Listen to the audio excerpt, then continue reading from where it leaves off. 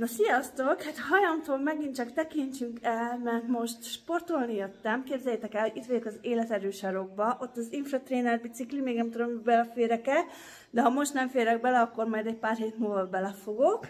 Itt az egyik kezelőágy, másik kezelőágy, intimpad, úgyhogy ha ti is szeretnétek, akkor gyertek el Nagykörösön az Abonyi út 1-es szám alá. Csinálom fél órát.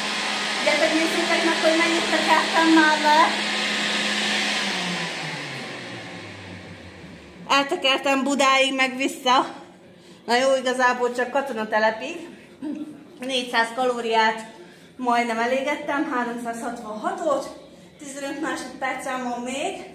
És utána megyek következő gépre, úgyhogy nézzétek tovább. Na hát most a nyirokmasszázsgépben fekszem.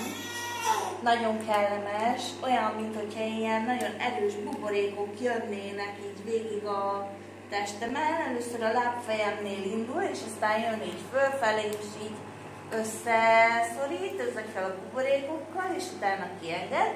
Úgyhogy ez egy nagyon kellemes, pihentető szolgáltatás, így a biciklizés után levezetésnek nagyon jó.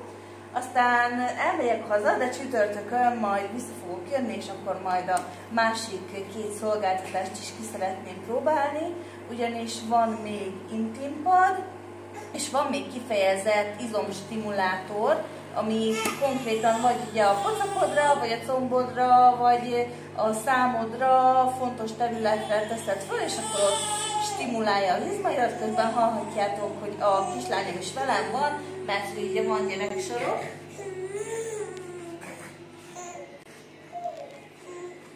Úgyhogy gyereket is hozhattok bátran, úgyhogy ajánlom mindenkinek, hogy próbáljátok ki. Sziasztok!